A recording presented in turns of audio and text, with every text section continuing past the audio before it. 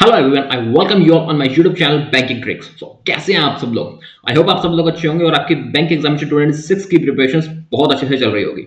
My name is Kartik and I have clear IBPS PO and RRB PO examination. तो आपको पता है हमारी सिलेक्शन सीरीज चल रही है, इसमें हर रोज सुबह 9 बजे क्लास होती है क्वांट्स एंड रीजनिंग की। अभी हम लोग टारगेट कर रहे हैं आरबी असिस्टेंट के एग्जामिनेशन को। आज हम क्लास करेंगे अर्थमेटिक बेस्ड एक मैराथन करेंगे, जिसमें आपके पास सारे टॉपिक से क्वेश्चंस होंगे अर्थमेटिक के। डिफरेंट डिफरेंट टाइप्स के क्वेश्चन, जैसे कि अर्थमेटिक के क्वेश्चंस आते हैं, क्वांटिटी कंपैरिजन के क्वेश्चंस आते हैं, डेटा सफिशिएंसी के जिस तरह से क्वेश्चंस आते हैं, सारे टॉपिक्स अर्थमेटिक से रिलेटेड ही होते हैं। इसलिए उन सारे क्वेश्चंस को आज के हम क्लास में करेंगे। सो हर रोज हमारी क्लास होती है। जिन्होंने प्रीवियस क्लासेस नहीं देखी है वो भी प्रीवियस क्लासेस भी आप कवर कीजिए और डेली सुबह 9 बजे मेरे साथ जुड़िए इन क्लासेस में। तो स्टार्ट करते हैं हम आज की क्लास। फर्स्ट क्वेश्चन है ये। हमारी क्लास का फॉर्मेट होता है, पहले आप वीडियो को पॉज करके खुद से करने का ट्राई करो, उसके बाद मेरा सॉल्यूशन देखना।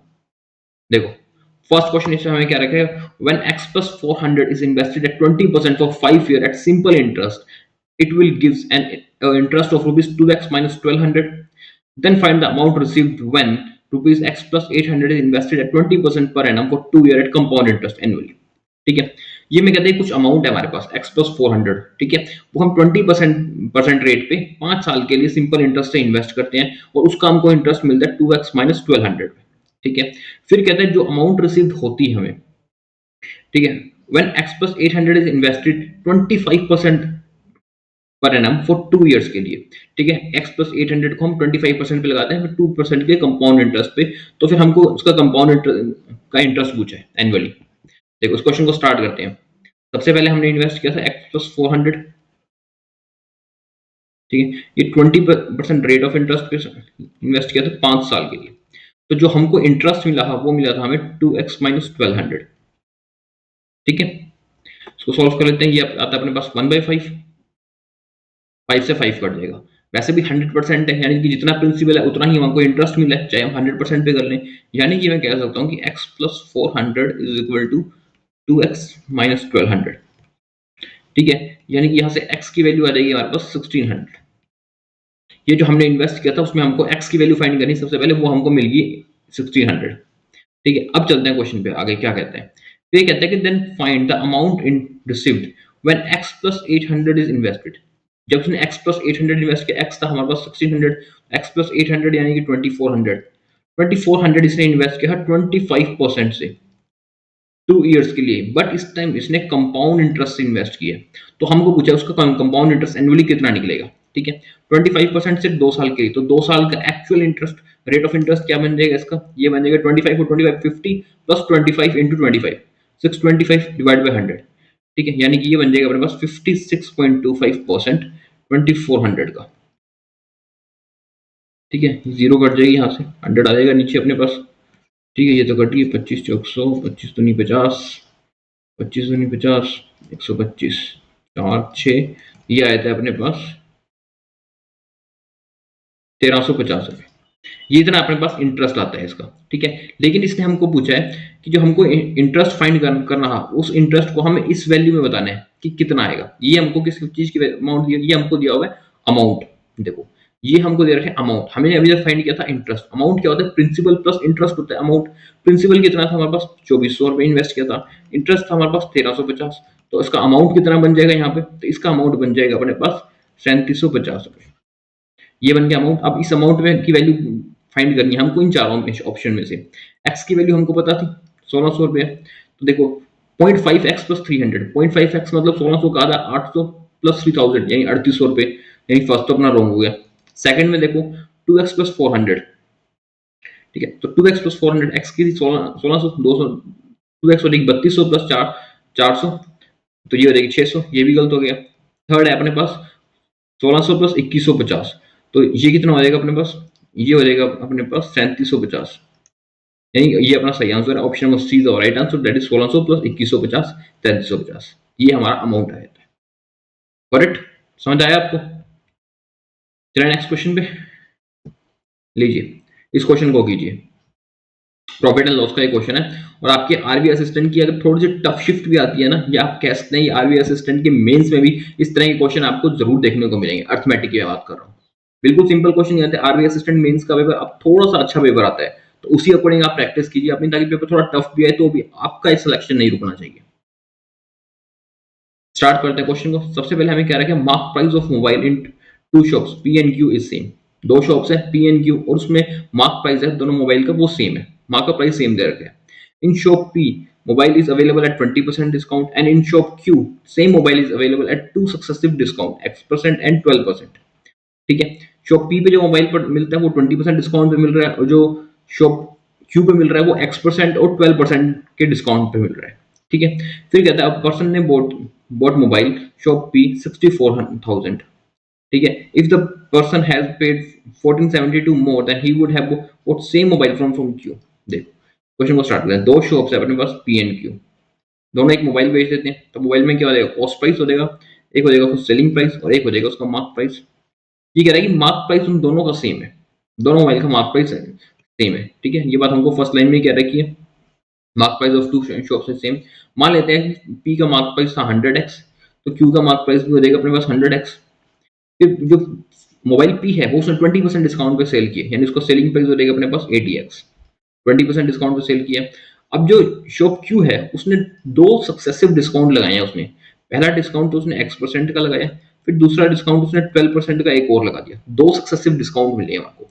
जब तक हमको X% की वैल्यू नहीं मिलेगी तब तक हम सेलिंग प्राइस नहीं बता सकते। ठीक है, आगे चलते हैं। फिर ये कहते हैं कि person boat mobile from shop P 64,000 में एक पर्सन ने शॉप पी से मोबाइल खरीदा। जब कोई पर्सन जब कोई शॉप वाला मोबाइल बेचेगा तो वो सेलिंग प्राइस पे बेचेगा और जो कस्टमर खरीदेगा वो उसके लिए कॉस्ट प्राइस है। ठीक है, लेकिन जो सेल शॉप्स है उसके लिए तो वो सेलिंग प्राइस है। इसका मतलब ये कह रहे हैं कि 64,000 की वैल्यू है हमारे पास 80x की। यहाँ से हम इसका मार्क प्राइस भी निकाल सकते हैं, तो ये वैल्यू आ जाएगी अपने पास 100x की, तो इसका मार्क प्राइस आ जाएगा अपने पास 80,000। यानी कि shop P and shop Q का मार्क प्राइस था अपने पास 80,000। ठीक है, और शॉप पी का सेल प्राइस भी आ गया हमारे पास 64,000। इतना कुछ हमको मिल चुका है। फिर आगे कहता है कि इफ पर्सन हैव पेड 1472 1472 पे अगर वो और देता है तो he could have boat same mobile from shop Q. अगर वो इसमें 1472 पे और देता तो वो क्यू से मोबाइल खरीद सकता, यानी क्यू का सेलिंग प्राइस मिल रहा है यहाँ पे हमको, जैसे हम 1472 पे और जोड़ देते हैं तो ये बन जाएगा अपने पास 65,472। ठीक है, ये किसका बन जाएगा, ये सेलिंग प्राइस बन जाएगा क्यू का। अब क्यू का सेलिंग प्राइस कैसे आएगा, मार्कअप प्राइस में से जब हम उसके जो दो सक्सेसिव डिस्काउंट है उसको लेस कर देंगे तो वो सेलिंग प्राइस आ जाएगा। ठीक है, तो क्यू का सेलिंग प्राइस है अपने पास 65,472 पे, ये X% डिस्काउंट पे और 12% के डिस्काउंट पे होने के बाद आया है 80,000 में से। ठीक है, यानी कि 12% पहले X% डिस्काउंट हुआ 80,000 में से, फिर 12% का डिस्काउंट हुआ, यानी कि इसमें जो डिस्काउंट हुआ है 12% का, ये वैल्यू है 88 की, ये आ जाएगा 100। ठीक है, उसके बाद बीच में फिर X% का डिस्काउंट हुआ, फिर अपने पास मार्कअप प्राइस आया 80,000 का। क्रोनोलॉजी समझ रहे किस तरह से डिस्काउंट हुए हैं। अब इसको काट लेते हैं। पहले ये 11 से कट जाएगा 8 पे, ये 11 से कट जाएगा 5 पे, फिर 11 से कट जाएगा ये 5 पे कट जाएगा, हाँ 10 5 11 नीम 44 5 55 11 5 और 2। ठीक है, फिर इसको 8 से काट लेते हैं, 856 8 32 8 चौक 32, यानी कि ये आया था अपने पास 74400।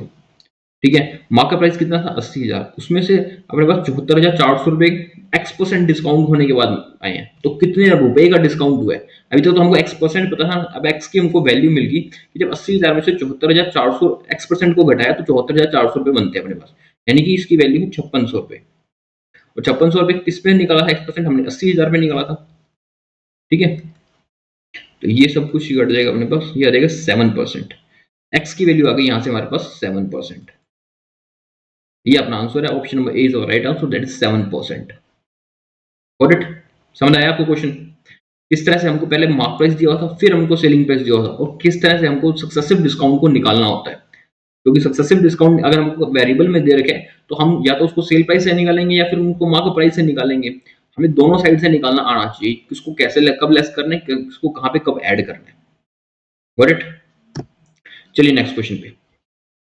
ये एक नया फॉर्मेट है, अर्थमेटिक है, इसके अंदर आपको फिलिंग द ब्लैंक्स दिए होते हैं, आप इसको पुट कर करके रखना होता है कि सबसे पहले आप 1 को लेंगे, फिर 2 को लेंगे, फिर 3 को लेंगे, किससे आपको सेटिस्फाई हो जाता है आंसर। ठीक है, इस तरह के क्वेश्चंस भी आपको एग्जामिनेशन में जरूर देखने को मिलते हैं। सिर्फ अर्थमेटिक वो नहीं होता कि 10-12 क्वेश्चन आ जाए सिंपल सिंपल से, वही दो लाइनों वाले और आपको मेंस का पेपर बन जाएगा। मेंस की प्रैक्टिस करें, थोड़ी सी अच्छे लेवल की प्रैक्टिस करो। फर्स्ट हमें कहता है कि train of length dash running at speed of 90 km per hour crosses another train moving in opposite direction at dash kilometer in dash second. If the length of the other train is 240 meter, then find the combination of value is true. ठीक है, तो एक तो पहले हमको यहाँ पे value दे रखी मीटर में, यहाँ वैल्यू दे रखी किलोमीटर पर आवर में। ठीक है, जब भी दे रखा है ना, मोस्ट ऑफ द टाइम आपको उसको मीटर में ही कन्वर्ट कर लिया अगर वो आपको सही रहता है। यानी कि ए की जो स्पीड मिल जाएगी यहाँ से मेरे को, जो 90 है, उसको मैं कन्वर्ट कर लूंगा मीटर पर सेकंड में, ये आ रहेगी 25 मीटर पर सेकंड। ये अपने पास आ गई ए की स्पीड। अभी हमारे पास ए की लेंथ नहीं पता, ठीक है, ये तो, लेकिन ये जो परमानेंट है अपने पास, ठीक है। और ये अपने को दे रखी है the length of other train, यानी ट्रेन जो दूसरी ट्रेन है, या ट्रेन बी मान लो, चलो दूसरी ट्रेन जो ट्रेन बी है उसकी लेंथ है 240 मीटर। ठीक है, ये लेंथ है, एम एल एल मतलब लेंथ है, मिलीमीटर नहीं है, मीटर लेंथ है। ठीक है, फर्स्ट हमें कहता है कि ट्रेन ए, ऑप्शन 1 को रख के देखते हैं। A train of length 180 metre, 180 metre की train running at speed of 90 kilometre per hour, 90 kilometre इसको चेंज कर लिया 25 में। ठीक है, crosses another train moving in opposite direction, दूसरी ट्रेन जो कि अपोजिट डायरेक्शन में आ रही है, तो अपोजिट डायरेक्शन में आ रही है उनकी स्पीड ऐड हो जाएगी। ठीक है, moving at opposite direction at 54 kilometre per our, तो उसकी स्पीड हो जाएगी 54। ठीक है, ये क्रॉस कर लेती है एक दूसरे को 10 सेकंड में क्रॉस कर लेती है। ठीक है, तो जब दूसरी ट्रेन है अपने पास, मान लो ट्रेन बी है, उसकी लेंथ क्या 240 है, यानी कि इस इक्वेशन को सॉल्व करने के बाद क्या हमारे पास ट्रेन बी की लेंथ 240 मीटर आ रही है। अगर आ रही है तो अपनी ये कंडीशन सक्सेसफुल हो जाएगी। ठीक है, तो इसको ऐड कर लेते हैं पहले, तो यहाँ से ये आ जाएगा 79, यानी कि 180 plus B is equal to 790। तो बी की वैल्यू यहाँ से आ जाएगी अपने पास 610, लेकिन यहाँ तो हमारे पास बी की वैल्यू आनी चाहिए 240 मीटर। इसका मतलब फर्स्ट तो अपना रॉन्ग हो गया। अब इसमें सेकंड रख के देखते हैं। देखो सेकंड में अपने को वैल्यू दे रखी है ट्रेन ए की 160 प्लस बी, ट्रेन ए की स्पीड है 25, ट्रेन बी की स्पीड यहाँ से मिल जाएगी 72, तो 25 और 72 को ऐड कर देते हैं, तो ये आ जाएगा अपने पास 97 is equal to 12.8 minute 8 second में। 12.8 सेकंड में क्या एक दूसरे को क्रॉस कर रही है। देखो ये होता है 160 plus B is equal to 12.8 multiply by 97। वैसे भी पॉइंट्स में आ रहा है, और हमको तो जब जो ट्रेन की लेंथ चाहिए वो तो 240 मीटर है ना, पॉइंट्स में तो आने का सवाल ही नहीं उठता। तो अगली ये क्वेश्चन तो यहीं पर गलत हो जाती है। थर्ड देखो, थर्ड में हमको ट्रेन ए की लेंथ दे रखी है 260। ठीक है, ट्रेन बी की लेंथ हमको फाइंड करनी है, स्पीड है 36, फर्स्ट की है 25 और इसकी 36। ठीक है, तो ये हो जाएगी अपने पास 61। 10 सेकंड में क्या एक दूसरे को क्रॉस कर लेगी, 260 plus B is equal to 610, तो बी यहाँ से अपने पास निकल के आ जाएगा 350, क्योंकि हमको बी चाहिए था 240। इसका मतलब थर्ड भी रॉन्ग हो गया। हमारा आंसर हो जाएगा ऑल आर फॉल्स, कोई भी कंडीशन सेटिस्फाई नहीं कर रही है हमारे आंसर को। Got it? समझ आया आपको? इस तरह आपको पुट कर करके ही देखने पड़ेंगे हर क्वेश्चन को, ऐसे नहीं होगा कि आप सीधा देख लो और कर दो। ठीक है, सिर्फ ये हो सकता है कोई एक ब्लैंक है या दो ब्लैंक है तो हम एक को एक्स मान लें और फिर दूसरे वाई की वैल्यू डाल दें, पर जब 3 ब्लैंक आएंगे तो आपको वैल्यू पुट ही करनी पड़ेगी। चलते हैं नेक्स्ट क्वेश्चन पे। लीजिए इस क्वेश्चन को करें। ठीक है, ये एक नया फॉर्मूला है, इसमें आपको ये बताना है कि जो हमको ऑप्शन आंसर दे रखे हैं 1, 2 एंड 3, कौन कौन से आंसर हम इस क्वेश्चन से फाइंड कर सकते हैं। ठीक है, तो इस तरह के क्वेश्चंस भी आजकल एग्जामिनेशन में आते हैं। देखो इसको, ये कहते हैं there are 3 container A B and C, each container contains a mixture of milk and water, ratio of milk and water in A 4:3, B contain 20 litre of water which is 40% of total amount of mixture of B. ठीक है, amount of water in C is 10 liter more than A. If 20% of mixture A is mixed with 10% of mixture container B, then the ratio of milk and water 11:8. Which of the following information can be calculated? देखो इस question को, इसमें हमें कह रहा है कि 3 mixture है इसमें हमारे पास A, B एंड C। ठीक है, 3 कंटेनर है अपने पास A, B एंड C, उसमें अपने पास मिक्सचर है मिल्क एंड वाटर के। ठीक है, मिल्क एंड वाटर के उसमें अपने पास मिक्सचर है। ठीक है, पहले अपने पास जब भी मैं लिखूंगा पहला मिल्क फिर वाटर होगा, मिल्क एंड वाटर। ठीक है, ये कहता है ratio of milk and water in A, तो फर्स्ट में हमारे पास मिल्क और वाटर का रेशियो है 4:3। ठीक है, mixture B contain 20 litre of water, B में हमारे पास 20 लीटर ऑफ वाटर है, ये तो एग्जैक्ट दे रखा है 20 लीटर ऑफ वाटर है, लेकिन जो ये 20 लीटर ऑफ वाटर है ना, ये 40% है टोटल अमाउंट ऑफ मिक्सचर का। यानी कि बी के अंदर अगर 100 लीटर मिक्सचर है ना, तो उसमें से 20 जो अपने पास ये क्या है, ये 40 जो है अपने पास वो वाटर है, यानी इस 20 की वैल्यू जो है ये 40 है। तो टोटल की वैल्यू कितनी हो जाएगी अपने पास, टोटल की वैल्यू हो जाएगी 50। 50 में से 20 तो वाटर है हमारे पास, पीछे बच गया मिल्क, ये आ जाएगा अपने पास 30 लीटर। ठीक है, ये अपने पास प्रॉपर वैल्यू है 30 लीटर और 20 लीटर। फिर कहता है amount of water in C is 10 litre more than A. तो सी के अंदर जो वाटर है वो 10 लीटर मोर देन ए से है। ए में जितना भी है उससे 10 लीटर मोर देन है। मान लेते हैं ए में अपने पास एक्स था, 4x 3x, तो जो सी में वाटर है अपने पास वो 10 लीटर ज्यादा है, तो ये हो जाएगा 3x प्लस 10। ई में वाटर वो 10 लीटर ज्यादा है अपने पास ए से। If 20% of mixture of container A is mixed with 10% of mixture of container B, then the ratio of milk and water 11:8। अब देखो, अब ये कहते हैं कि A और B को हमको मिक्स कर लेते हैं। ठीक है, मिक्स कैसे करते हैं, जो 20% तो ले लेते हैं हमने A का, ठीक है, एंड 10% मिक्सचर ले लेते हैं हम B का। ठीक है, तब इसको ऐड करते हैं तो मिल्क और वाटर का रेशियो 11:8 आता है। देखो 20% मिक्सचर ले लिया हम ए का, तो ए में हमारे पास था 4x और 3x, इसका 20% ले लेते हैं। ठीक है, तो ये हो जाएगा 0.8x, ठीक है, एंड 0.6x, ये हो जाएगा अपने पास मिल्क एंड वाटर। ठीक है, और 10% मिक्सचर ले लिया बी का, तो बी का 10% मिल्क हो जाएगा 3 लीटर, वाटर हो जाएगा 2 लीटर। इनका जो रेशियो आता है ना वो आता है 11:8। ठीक है, यानी ये 0.8x प्लस 3 0.6x प्लस 2, इसका जो रेशियो आता है अपने पास वो आता है 11:8। इससे हमको x की वैल्यू मिल जाएगी, x की वैल्यू मिल जाएगी तो हमको a में कितना मिक्सचर है वो मिल जाएगा, प्लस c के अंदर कितना वाटर है ये भी हमको मिल जाएगा। ठीक है, x की वैल्यू से हम क्या मिल जाएगा, मिल्क मिल जाएगा, दोनों वाटर मिल जाएंगे। b के तो हमको मिल्क वाटर दे रखा है और c का वाटर भी हमको मिल जाएगा। ठीक है, हमको सिर्फ ये पता करना था इस क्वेश्चन के अंदर कि हम क्या क्या इस क्वेश्चन से निकाल सकते हैं, ना कि हमको कोई अमाउंट या कोई वैल्यू पुट करनी है जो हमको x वैल्यू निकाल के आगे भी मिल जाएगी। लेकिन हमें इसमें पूछा है कि difference between milk in container A and container B, यानी कंटेनर ए का मिल्क और बी का मिल्क की वैल्यू हम निकाल सकते हैं, बिल्कुल निकाल सकते हैं, क्योंकि जब एक्स आ जाएगा तो कंटेनर ए की मिल्क की वैल्यू आ जाएगी, कंटेनर बी के मिल्क की वैल्यू 30 लीटर हमको ऑलरेडी पता है, तो फर्स्ट से तो हम आंसर निकाल सकते हैं, फर्स्ट आंसर तो निकाल सकते हैं। सेकंड में कहते हैं quantity of milk in container C, क्या क्वांटिटी ऑफ मिल्क में कंटेनर सी में निकाल सकते हैं, बिल्कुल नहीं निकाल सकते, क्योंकि क्वांटिटी सी में कितना मिल गया उसके रिलेटेड हमको कोई भी इंफॉर्मेशन इस क्वेश्चन में कहीं नहीं दे रखी, सिर्फ सी का वाटर दे रखा है, या तो टोटल दिया होता या मिल्क का रेशियो दिया होता तभी निकलता। इसका मतलब ये भी हम नहीं निकाल सकते। थर्ड में देखो, थर्ड में कहता है quantity of water in containers, क्या सी में कंटेनर में वाटर निकाल सकते हैं, बिल्कुल निकाल सकते हैं। एक्स की वैल्यू आ जाएगी तो इसमें पुट कर देंगे 3x प्लस 10 की वैल्यू आ जाएगी, ये भी हम निकाल सकते हैं। तो इसका हमारा आंसर हो जाएगा only option 1 and 3 is our right answer, option number A. Got it? समझ आया आपको इस तरह से आपको क्वेश्चन करना है? कुछ नया लगा और आप चाहते हो ऐसे क्वेश्चंस की प्रैक्टिस रोज करना जो आपको एग्जाम रेलेवेंट क्वेश्चंस मिले, तो उसके लिए चैनल को सब्सक्राइब कर देना और वीडियो को जरूर लाइक कर देना। हर रोज सुबह 9 बजे क्लास होती है तो उन क्लासेस को फॉलो किया करो। देखो चलते हैं नेक्स्ट क्लास क्वेश्चन पे। इस क्वेश्चन को करो पहले खुद से। इसमें मैं क्या रखा कि speed of current and speed of boat in still water are y-5 and y+12 km/h respectively.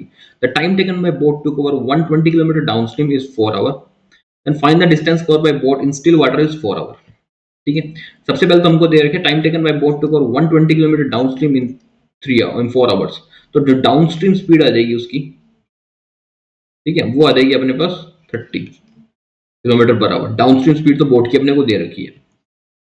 फिर ये कहता है क्वेश्चन में speed of current and speed of boat, यानी करंट तो है इसमें मेरे पास y-5, ठीक है, and speed of boat in still water, जो स्टिल वाटर स्पीड है बोट की वो है अपने पास y+12। ठीक है, और डाउनस्ट्रीम स्पीड क्या होती है, still water speed plus current, इन दोनों को जोड़ देंगे तो डाउनस्ट्रीम स्पीड आ जाएगी। यानी कि मैं इन दोनों को ऐड कर लेता हूं तो ये बनता है अपने पास 2y+7 इज इक्वल टू 30। तो y की वैल्यू आ जाएगी यहां से अपने पास 23/2 यानी कि 11.5। y की वैल्यू आ गई 11.5। तो करंट कितना आ जाएगा, करंट और स्टिल वाटर स्पीड आ जाएगी अपने पास यहाँ से, डाउनस्ट्रीम तो अपने पास है ही 30, तो करंट आ जाएगा इसमें अपने पास यहाँ से 6.5। ठीक है, और स्टिल वाटर स्पीड थी अपने पास वो आ जाएगी अपने पास 23.5। स्टिल वाटर स्पीड भी आ गई, करंट भी आ गया और डाउनस्ट्रीम स्पीड भी आ गई, अपस्ट्रीम स्पीड भी निकल जाएगी जब स्टिल वाटर में से निकाल दूंगे यहाँ पे। अपस्ट्रीम स्पीड भी यहाँ से हमारे को मिल जाएगी जो कि हो जाएगी 17.5। सारी स्पीड आ गई। हमको फाइंड क्या करना है, find the distance covered by boat in still water. तो स्टिल वाटर में बोट कितना कवर कर दिया, स्टिल वाटर स्पीड थी उसकी 23.5, 23.5 को 4 से मल्टीप्लाई करो, ये हमको कवर करेगी स्टिल वाटर में। ठीक है, ये हो जाएगी 94 kilometre. Option number E is our right answer, that is 94 kilometre cover करेगी बोट स्टिल वाटर के स्पीड में। सिंपल क्वेश्चन था ये, आरबीआई असिस्टेंट के आपके प्रीलिम्स लेवल का क्वेश्चन था। उससे पहले जो हम कर रहे थे वो आपके थोड़े मेंस लेवल के क्वेश्चंस थे। चलिए आगे इस क्वेश्चन को करें। ये भी बोट एंड स्ट्रीम का एक और क्वेश्चन है। इसमें कहता है कि a boat covered 90 kilometer in still water in 4 hours and 30 minutes. If speed of stream is increased by 25%, then the boat cover 120 kilometer in upstream in 8 hours. Find the time taken by boat to cover 144 kilometer in downstream when the initial speed of stream. देखो इसको, ये कहता है कि अब boat है जो still water के अंदर 90 किलोमीटर जब ट्रैवल करती है तो 4.5 घंटे लगती है जब वो 90 किलोमीटर ट्रैवल करती है। ठीक है, स्टिल वाटर में तो उसकी स्पीड हो जाएगी 20 किलोमीटर पर आवर, ये स्पीड हो जाएगी उसकी। ठीक है, फिर ये कहता है कि speed of stream is increase by 25%। अगर तो उसकी स्ट्रीम है उसको 25% से बढ़ा देते हैं, then the boat cover 120 kilometre upstream in 8 hour. Stream को बढ़ाने के बाद तब बोट जो अपस्ट्रीम स्पीड कर अपस्ट्रीम डिस्टेंस कवर करती है 120 किलोमीटर इन 8 आवर्स। ठीक है, ये देखिए 15 किलोमीटर पर आवर उसकी अपस्ट्रीम की स्पीड होगी जब हमने उसकी स्ट्रीम को 25% से बढ़ा दिया। अगर मान लेते हैं यहाँ पे पहले स्ट्रीम थी 4x थी, तो अब ये स्ट्रीम हो चुकी है अपनी पास 5x। 25% से बढ़ा दिया तो 5x हो जाएगी। तो हमको फाइंड करना है, find the time taken by boat to cover 144 kilometre downstream with the initial speed of stream. 4x जब इनिशियल स्पीड थी तब वो 144 किलोमीटर डाउनस्ट्रीम पे कितने टाइम में कवर करती है। ठीक है, तो जब बाद में हमने बढ़ा दी स्पीड तो जो उसकी स्टिल वाटर की स्पीड होगी वो स्पीड तो सेम रहेगी, सिर्फ उसकी स्ट्रीम बढ़ी है ना। स्टिल वाटर की स्पीड तो सेम है ना, रिवर की स्पीड बढ़ी है, बोट की स्पीड तो सेम है ना, उसमें तो कोई चेंजेस नहीं आया। यानी बोट की स्पीड पहले भी 20 थी तो अब भी उसकी स्टिल वाटर की स्पीड 20 किलोमीटर पर आवर की होगी। ठीक है, और जब स्टिल वाटर से अपस्ट्रीम में गया तो उसको स्ट्रीम मिल गई 5 किलोमीटर पर आवर से, जिससे वो उसकी स्पीड लेस होगी 5 किलोमीटर पर आवर से। ठीक है, जब स्पीड उसके 5 किलोमीटर पर आवर से लेस होगी और हमको ये कहा गया था कि 25% से बढ़ी है, तो जब अब 5 किलोमीटर पर एक घंटे, तो पहले कितनी होगी 4 किलोमीटर, क्योंकि पहले तो 100 थी अब 125 होगी, यानी कि 4:5 का रेशियो है। ठीक है, और हमको फाइंड करनी है कि उसकी पहली स्पीड कितनी थी, डाउनस्ट्रीम की स्पीड से फाइंड करनी है। तो पहले जब उसकी स्पीड 20 थी तो उसकी स्ट्रीम थी तब 40, तब 4 थी, डाउनस्ट्रीम स्पीड थी उसकी 24, यानी कि 124 डिवाइडेड बाय 44, क्योंकि पहले उसकी जो स्पीड थी अपस्ट्रीम की डाउनस्ट्रीम की वो थी उसकी 4 किलोमीटर पर आवर। तो हमारी हो जाएगा 6 आवर। इसका आंसर हो जाएगा हमारा option number A, that is 6 hours. Okay, चलिए नेक्स्ट क्वेश्चन पे लीजिए, करें इसको।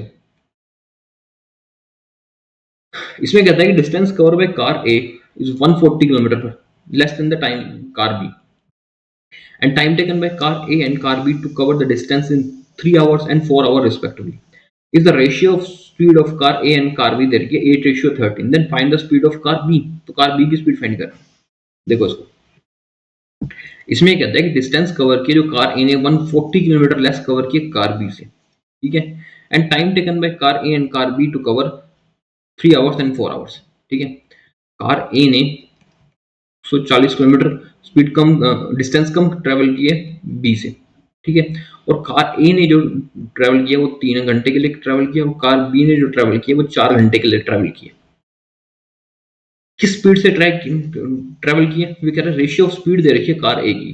कार ए की स्पीड का रेशियो है 18, कार बी की स्पीड का रेशियो है 13। ठीक है, इसको मान लेते हैं 8, यानी कि ये कह रहा है कि 8 किलोमीटर 8 वाई की स्पीड से जब कार ए 3 घंटे चलती है, 8 वाई की स्पीड से कार है जब 3 घंटे चलती है, तब उसको 140 किलोमीटर कम ट्रैवल करती है। वो 140 किलोमीटर कम ट्रैवल करती है किससे, जब यही कार बी जब 13 वाई की स्पीड से चलती है 4 घंटे के लिए, उससे वो 140 किलोमीटर कम ट्रैवल करती है। यानी ये देगा 52 Y 24 Y is equal to 140। ठीक है, तो ये देगा 28 Y is equal to 140, Y की वैल्यू आ जाएगी यहाँ पे हमारा 5। ठीक है, हमें फाइंड करना है find the speed of car B. तो कार बी की स्पीड कितनी थी, कार बी की स्पीड थी 13 वाई, वाई की वैल्यू है 5, तो हमारे पास आ जाएगा कार बी की speed 65 kilometre per hour. Option number C is right answer, that is 65 kilometre per hour. ये अपने पास कार बी की स्पीड है। Okay, correct. चलिए नेक्स्ट क्वेश्चन पे, ये लीजिए, पहले वीडियो को पॉज करके इस क्वेश्चन को खुद से बनाइए। अभी जो आपके पास क्वेश्चन है ये सारे आपके पास आरपी असिस्टेंट प्रीलिम्स के क्वेश्चन है। आप प्रीलिम्स में इन क्वेश्चंस को कितना जल्दी बनाते हैं उस चीज पे डिपेंड करता है कि आप 35 में 35 स्कोर कर पा रहे हैं या नहीं कर पा रहे। और 35 स्कोर करना कोई टफ नहीं है, आपको आराम से सफिशिएंट टाइम मिलता है, सिर्फ एक हवा बना रखा है 20 मिनट है, टाइम नहीं है 35 मिनट में। क्लर्क में या आरबी असिस्टेंट में टाइम इतना इनफ होता है। अगर आपकी स्पीड अच्छी है, आपके कॉन्सेप्चुअल नॉलेज बहुत सही है, सिर्फ ट्रिक्स पे घूमते रह जाओगे तो ट्रिक वहां पे लगे या ना लगे, कभी किसी में लगे किसी क्वेश्चन में ना लगे, तो आपको उसके साथ उसका बेसिक भी आना बहुत जरूरी है। ठीक है, तो रेगुलर प्रैक्टिस करो मेरे साथ, हर रोज सुबह 9 बजे क्लास होती है। इसमें हमें क्या रखा है कि Pavi and Priya started a business and invested rupees. Pavi is 25% more than Priya. After 8 months, Ria joined the business with an investment of rupees 3600. At the end of the year and half year, the profit share of Pavi, Priya and Ria 5:4:2 respectively. Then find the initial investment of Pavi.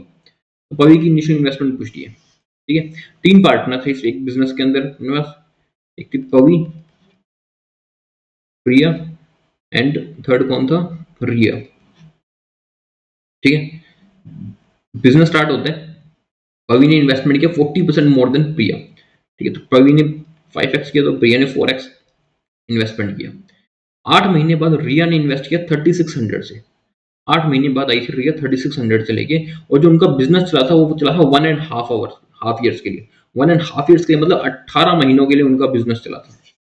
18 महीनों के लिए, जिसमें पवी ने तो 18 महीने लगाया, प्रिया ने भी 18 महीने पैसे लगाए, लेकिन रिया तो आई ही 8 महीनों के बाद थी ना, तो रिया ने लगाए थे 10 महीनों के लिए पैसे।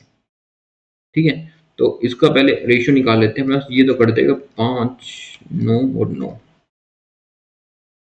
45x 36x, ये तो काटा ही नहीं ना अपने, ये आ जाएगा 18,000।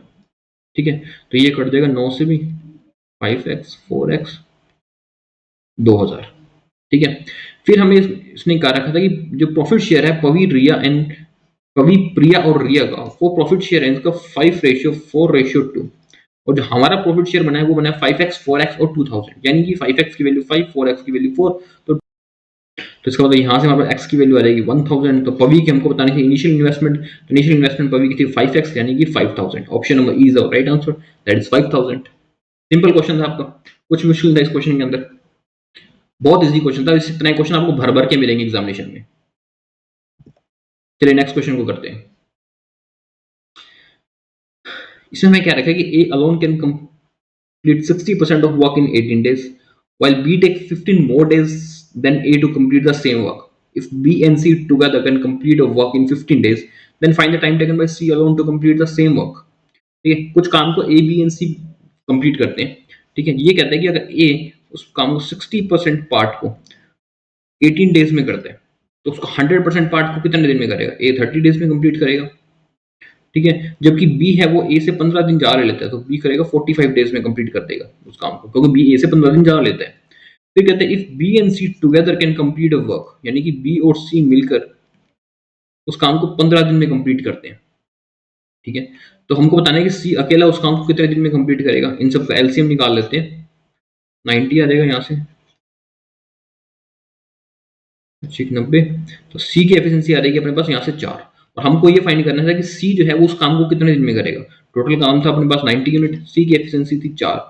ठीक है, तो ये करेगा 22.5, यानी कि बाई सी 1/2 दिन में सी अपना काम कंप्लीट करता है। Option number A is our right answer, 22.5 days. Okay, लीजिए नेक्स्ट क्वेश्चन को करते हैं। इसमें मैं क्या रखा है कि in a class the ratio of boys to girls 5:3 respectively, average marks scored by all the boys and girls is 7.5 more than that of boys and 12.5 less than by the boys. If the total number of students in class is 80, then find the average marks scored by boys.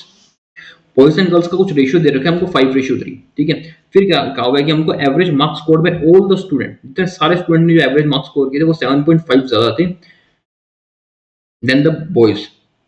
ठीक है, and 12.5 वो less थे girls, यानी जो average marks थे वो 7 point ज्यादा थे बॉयज से, और 12.5 जो लेस थे अपने पास गर्ल्स से।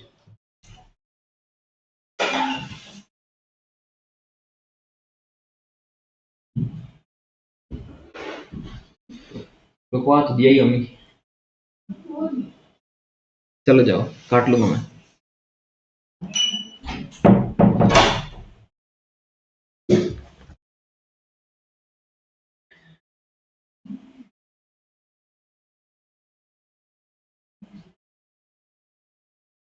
तो चलिए इसको स्टार्ट करते हैं।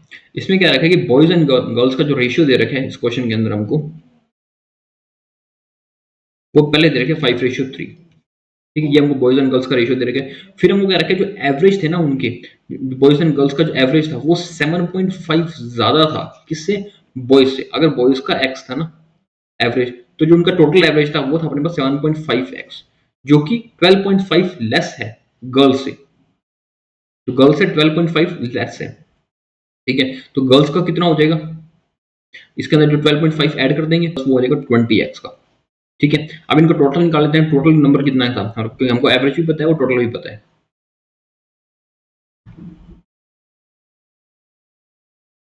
तो जो गर्ल्स का था ना वो था अपने पास जो 12.5 ज्यादा था, यानी जो गर्ल्स का हो जाएगा वो रहेगा अपने पास 20x। अब हम इनका टोटल निकाल लेते हैं, यानी कि बॉयज का टोटल था अपने पास 5x, गर्ल्स का टोटल था अपने पास 60x, एंड जो ओवरऑल था इन दोनों का, बॉयज एंड गर्ल्स का दोनों का मिला के था 8x का, तो ये था अपने पास 8 मल्टीप्लाई 7.5x। ठीक है, तो ये बन जाएगा अपने पास 60, इधर बचता है 65x, इधर भी अपने पास सारा अमाउंट x में आता है। इसका मतलब इस क्वेश्चन का हम आंसर नहीं निकाल सकते, हमारा आंसर हो जाएगा option number E, can not be determined, क्योंकि हमको कोई ना कोई इसमें नंबर दिया होता तभी हम उसका आंसर निकाल सकते हैं। सारी वैल्यूज x में आ रही है तो इसलिए हम इसका आंसर नहीं निकाल सकते। ओके, चलिए नेक्स्ट क्वेश्चन पे लीजिए, करें इसको। इसमें कहता है कि a vessel contain 200 litre of milk and water in ratio 3:1। If X liter of mixture is removed from vessel and 50 liter of milk and 50 liter of water is added to the vessel, then the ratio of milk and water becomes 7:4. तो find the value of X, तो उसको X की value find करनी है हमको। ठीक है, ये कहता है कि हमारे पास एक वेसल है जिसमें 200 लीटर अपने पास मिल्क एंड वाटर है 3:1 में। ठीक है, यानी मिल्क है उसमें 150 एंड वाटर है इसमें अपने पास 50, 3:1 में अपने पास है। ये कहता है कि इसमें X litre of mixture is removed, इसमें से अपने ने X लीटर मिक्सचर निकाल दिया। ठीक है, फिर उसके बाद हमने 50 लीटर ऑफ मिल्क और 50 लीटर ऑफ वाटर ऐड कर दिया। जब निकाल दिया तो निकालने के बाद भी हमारे पास इसका रेशियो 3:1 हो जाएगा, x% जितना भी वैल्यू था 3:1 हो जाएगा हमारे पास उसका रेशियो। उसके अंदर बाद उसमें हमने 50 लीटर तो मिल्क ऐड कर दिया, 50 लीटर उसमें हमने वाटर ऐड कर दिया।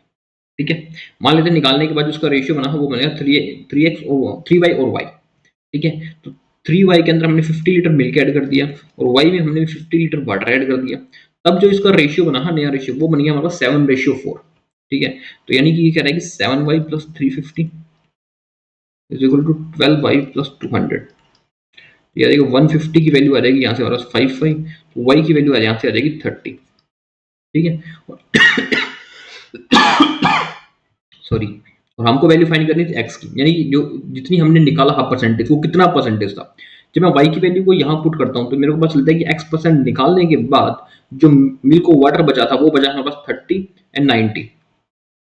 ठीक है, यानी कि 120 लीटर में बचा। पहले कितना हमारे पास 200 लीटर, उसमें से x% निकाल दिया, 120 लीटर बच गया, तो निकाला कितना था, 80 लीटर निकाल दिया था। कितने में से निकाला था, 200 में से निकाला था, यानी x की वैल्यू यहां से आ जाएगी अपने पास 40%। Option number A is our right answer, that is 40%। Okay, simple question था, कोई मुश्किल नहीं था इस क्वेश्चन को, सिर्फ आपको कॉन्सेप्चुअल नॉलेज आपकी अच्छी होनी चाहिए, उसके अलावा क्वेश्चन मुश्किल नहीं होते हैं एग्जामिनेशन में। नेक्स्ट क्वेश्चन को करते हैं। इसमें क्या है, market price of table is 12% more than the cost price. If 10% discount is applied, the selling price becomes 20 more than the cost price. ठीक है, if cost price of chair is 500 more than the table, then find the cost price of chair. दो चीजें यहाँ पर, इसमें table है और chair है। ठीक है, एक तो टेबल है अपने पास और एक चेयर है। ठीक है, फर्स्ट ये कहता है कि mark price of table is 12% above it's cost price. अगर उसका कॉस्ट प्राइस 100x है तो 12% अबव यानी कि उसका मार्क प्राइस 112x हो जाएगा टेबल का मार्क प्राइस, ये कॉस्ट प्राइस। ठीक है, फिर ये कहता है कि इसमें 10% का डिस्काउंट दिया। जब इसमें हमने 10% का डिस्काउंट दिया तो कितना डिस्काउंट निकल गया, 11.2 पर 11.2x जो डिस्काउंट मिल गया 10% का डिस्काउंट से, क्योंकि हमारे पास इसमें, तो इसमें हमारे पास कितना बच जाएगा कि 11.2 इसमें से लेस कर दिया अपने, तो ये बच जाएगा अपने पास 100.8, ये हो जाएगा सेलिंग प्राइस। ये अपना जो सेलिंग प्राइस बचा वो कह दिया। फिर कहता है कि selling price become 20 rupees more than the cost price. ये जो डिफरेंस आया ना 100x से 100.8x में गया है, इसमें जो डिफरेंस है ये 20 है, ये कह रहा है इसकी वैल्यू 20 है, यानी कि 20 ये वैल्यू कह रहा है हमको, 0.8 की वैल्यू कह रहा है 20, तो 100 की वैल्यू कितनी हो जाएगी, 8 यहाँ चल जाएगा, ये कट जाएगा अपने पास, तो 8 तो 2500 रुपये आ जाएगा अपने पास कॉस्ट प्राइस टेबल का। टेबल का कॉस्ट प्राइस आ गया अपने पास 2500 रुपये। टेबल का कॉस्ट प्राइस आ गया तो इसे हम सेलिंग प्राइस भी निकाल देंगे और इसे हम इसका मार्कअप प्राइस भी निकाल सकते हैं, ठीक है। फिर हमें ये कहता है कि cost price of chair is 500 more than the table. Chair का जो कॉस्ट प्राइस है 500 मोर देन टेबल, यानी चेयर का कॉस्ट प्राइस 3000 आएगा। Then find the cost price of chair, chair का कॉस्ट प्राइस फाइंड करना, option number D is our right answer, that is 3000। यही तो फाइंड करना, कॉस्ट प्राइस फाइंड करना हमको चेयर का, चेयर का कॉस्ट प्राइस हमारा मिल गया। अब उसका आगे सेलिंग प्राइस मार्केट प्राइस जब पूछा ही नहीं तो क्यों निकालना, वरना मल्टीप्लाई करके कुछ भी निकाल लो, ठीक है। चलिए नेक्स्ट क्वेश्चन पे लीजिए, इसको करें, क्वांटिटी कंपैरिजन का क्वेश्चन है ये, ठीक है।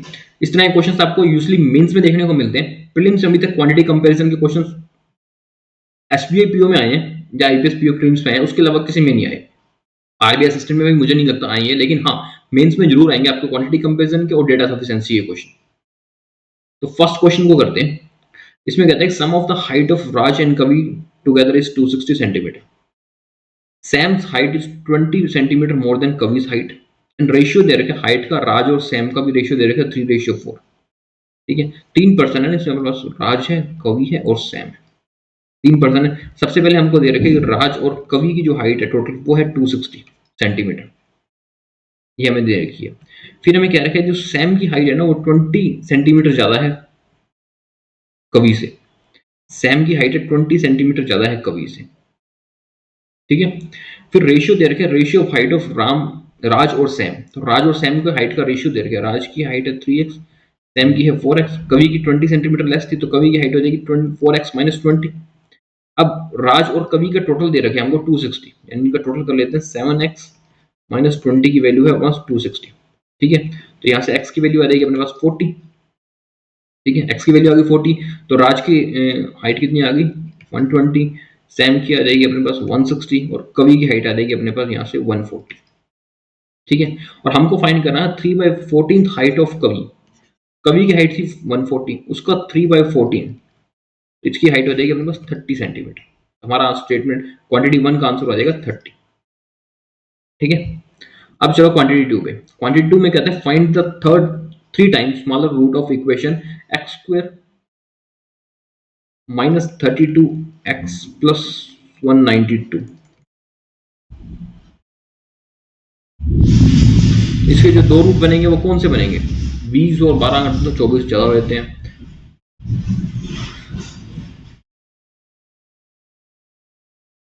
बस करो।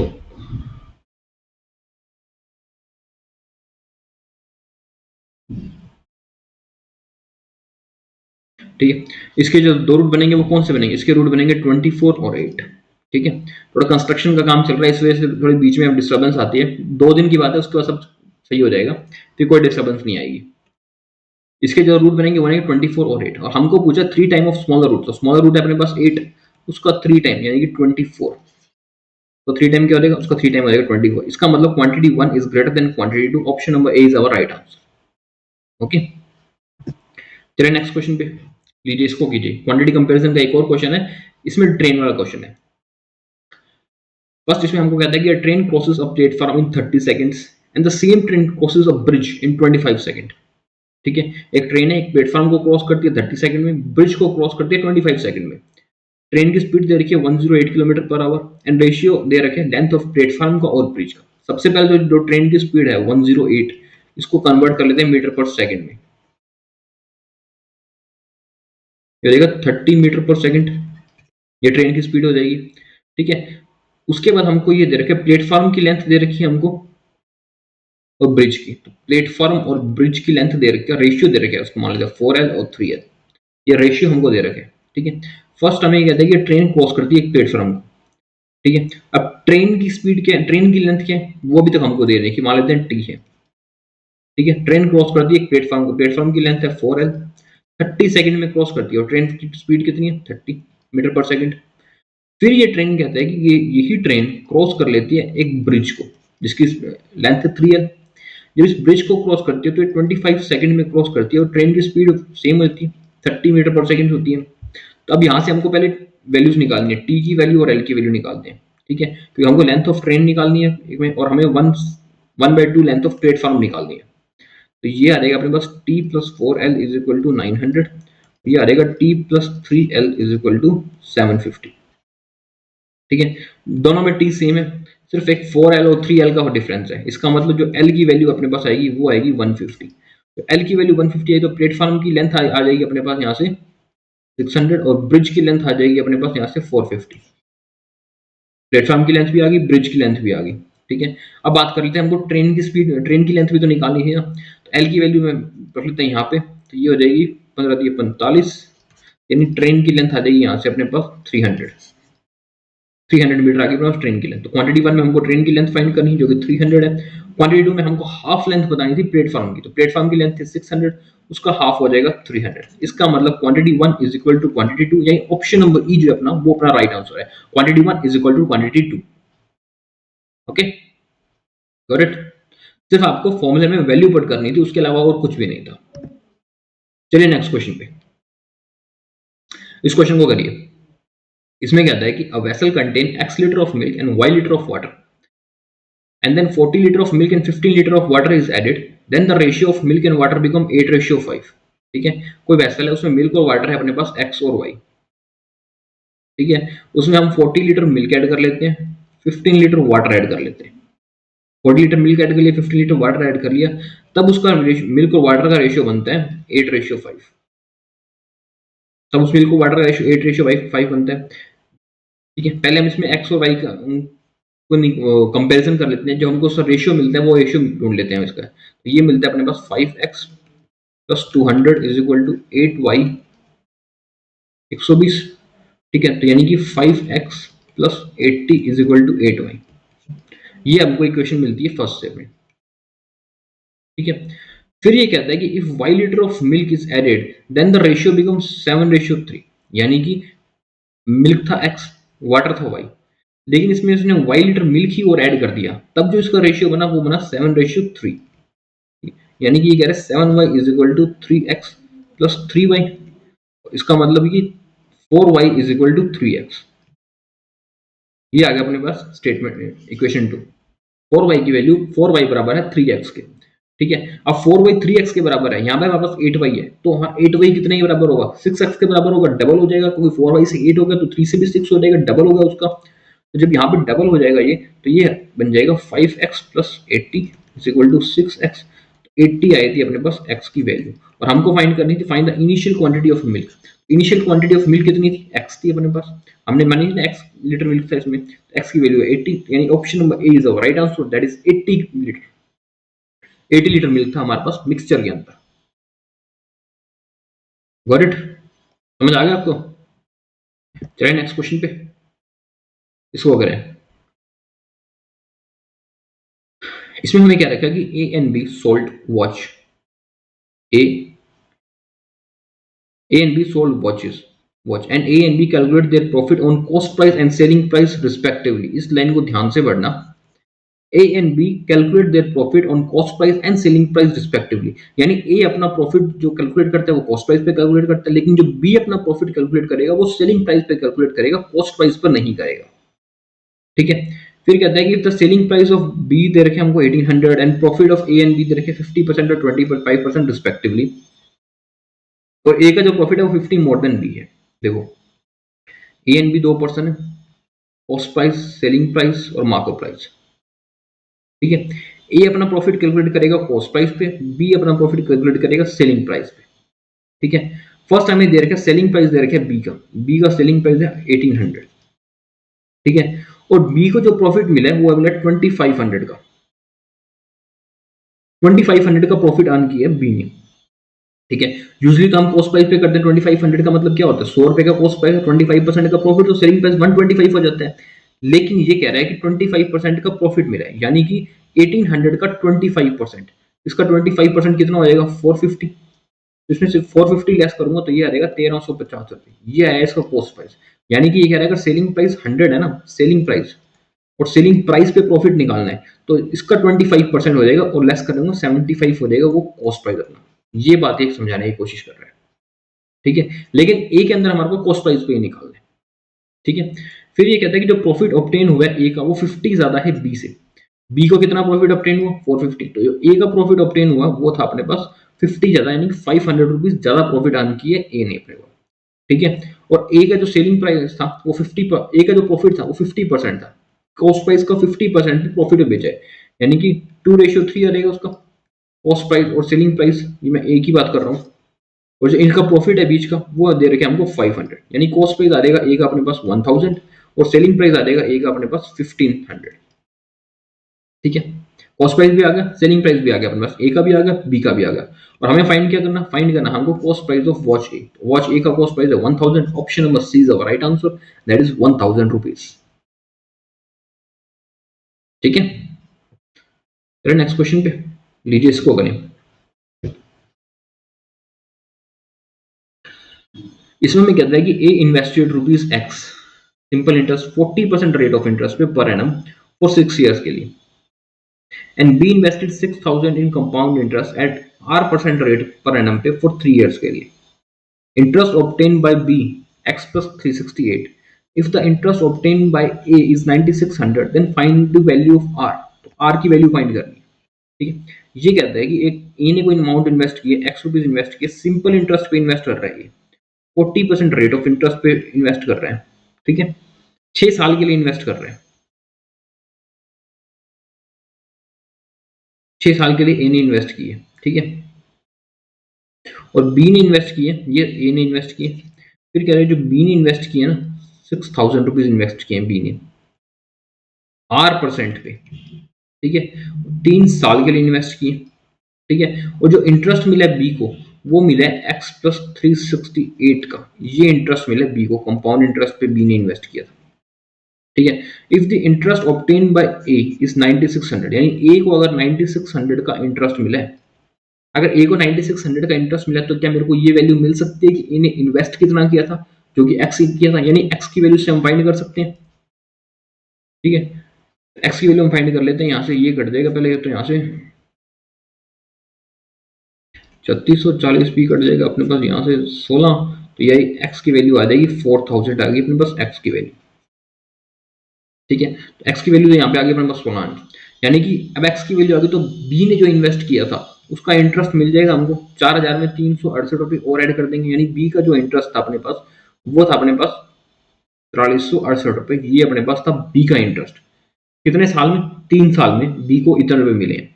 अब देखो इसमें हमको आर की वैल्यू फाइंड करनी है। वैसे तो कंपाउंड इंटरेस्ट का फॉर्मूला लगा के 1+R/100 होल स्क्वायर एन कर टाइम करके निकाल सकते हैं, तो वो बहुत लेंथी बढ़ जाता है। प्रीलिम्स में आपको क्या करना है, इसको ना सिंपल इंटरेस्ट की तरह करो, ठीक है। जैसे कि 4368 है, 3 साल का इंटरेस्ट है, और सिंपल इंटरेस्ट में क्या होता है, हर साल इंटरेस्ट बराबर होता है, लेकिन एक बात ध्यान रखना कि कंपाउंड इंटरेस्ट में इंटरेस्ट थोड़ा ज्यादा होता है पहले से, मतलब कि जो रेट होती है ना पहले से जितनी 10%, अगर उसका 11% हो जाती है तो बढ़ गई ना 10 से 11, तो थोड़ा बढ़ता है, तो ये बात का बस ध्यान कर रखना।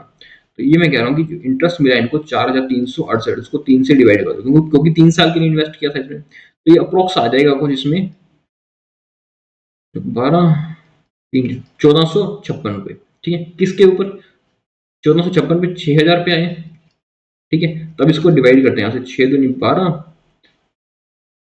6×7 = 42,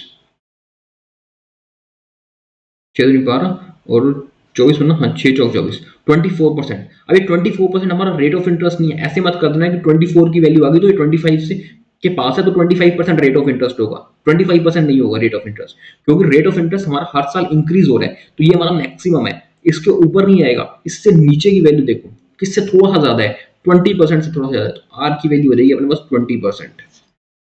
ये बहुत सही तरीका है प्रीलिम्स के अंदर क्वेश्चन को टैकल करने का। अगर यही क्वेश्चन मेंस में आता तो फिर आपको वैसे ही करना पड़ता, पूरा फॉर्मूला लगा के, क्योंकि वहां पे आपसे सिर्फ आर की वैल्यू नहीं पूछेगा। बट अगर आपसे सिर्फ आर की वैल्यू पूछ रहे हैं ना, एक आर की वैल्यू, तो आप इस तरह से बहुत कम टाइम में इस क्वेश्चन को सॉल्व कर सकते हैं। आर की वैल्यू हमको फाइंड करनी थी, वो हो जाएगी 20, option number C is our right answer, that is 20। Got it, समझ आई आपको बात। चलिए नेक्स्ट क्वेश्चन पे।